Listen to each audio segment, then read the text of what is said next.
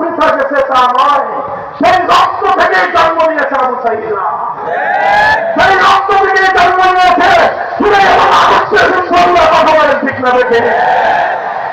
কেউ বলতে পারেন জুলাই আগস্টের বিপ্লব ইসলামের জন্য হয়েছে, আমি বলবো যে না, ইসলামের জন্য হয় নাই, তবে আবার পুরাটাই যে ইসলামের বাইরে তাও না। আগস্ট বিপ্লবের জন্য চিন্তা ভাবনা দেখতে চান, পড়াইতে বাজায় পড়াইছে বাকি আগস্ট দুপুর 2টায় সবাই খবর পেয়েছে। কথা বলে ঠিক না বেশি? কয়টায় দুপুর 2টা। আমরা খবর পেয়েছি 1টা, আপনার স্বাভাবিক জনগণ খবর পেতে পেতে 2টা বাজছে সর্বোচ্চ। এরপরে 2টার পর থেকে 3টা পর্যন্ত 5ই আগস্ট 2024 সাল দুপুর 2টো থেকে কয়টা? 1 ঘন্টার বাংলাদেশ। একটু চিন্তা করেন তো, গোটা বাংলাদেশ টেকনাফ থেকে তেঁতুলিয়া কোন নেতাকে নেতৃত্ব দিতে হয় নাই, কোন আনন্দকে চিন্তা করতে দিতে হয় নাই। কোন বাংলাদেশের টেকনাফ থেকে তেঁতুলিয়া ভাস্কর্যবাদ মুসলিম জনপদের একটা মুসলিম আশ্রয় ভেঙে ঘুরিয়ে দেওয়া হয়েছে।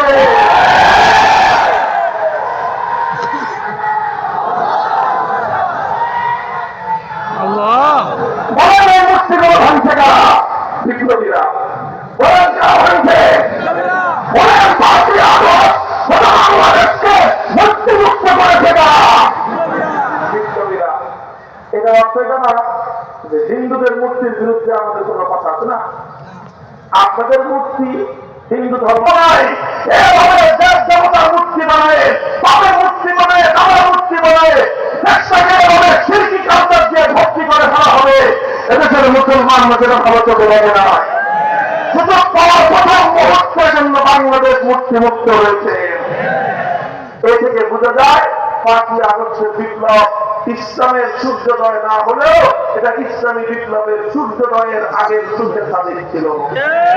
সূর্যের সাদিক বার্তা দেয় যে কিছুক্ষণ পরে, ঘন্টাখানিক পরে সূর্য উদয় করবে। কথা বলেন ঠিক না ঠিক?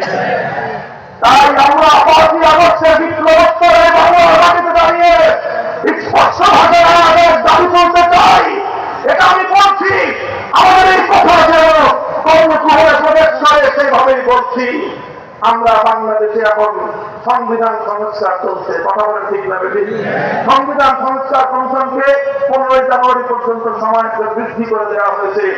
যত সংস্কার করেন একটা সংস্কার যেন থাকে, সেটা হলো সংবিধানের যে কোনো একটা জায়গায় থাকবে এদেশে কোরআন সুন্নাহ বিরোধী কোন আইন, কোন নীতিমালা, কোন বিধিমালা চলতে পারে না। একমত? এই কথার সঙ্গে আপনি একমত?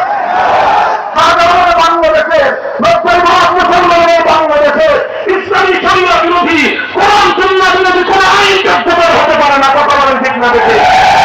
আপনারা আমরা এই কথা শান্তিপ্রিয় ভাবে বলতেছি। কথা বলেন ঠিক না বেশি? এই কথাটা আমি তো বলতেছি যেভাবে বলছি, ঠান্ডা মাথায় করেছি, ঠান্ডা মাথায় বললাম, ঠান্ডা মাথায় বুঝলেন। সবাইকে বলতেছি, রাষ্ট্রকে বলতেছি, ভালোই ভালোই এই কাজটা করে দেন। কথা বলেন ঠিক না বেশি? এটা ইসলাম এবং মুসলমানদের 100 বছরের আকাঙ্ক্ষা, 100 বছরের দাবি, 100 বছরের হৃদয়ের তামান্না। কথা বলেন ঠিক না বেশি? প্রশ্ন হলো এইভাবে যদি স্বাভাবিকভাবে ছোট আইনগুলো যদি ঠান্ডা হয়ে যেতেছে, বলেন ছোট আইনগুলো যদি ঘুরিয়ে ওঠে কি করবেন? এভাবে যদি কানে পানি না ঢুকে কি করবেন? পরিষ্কার কথা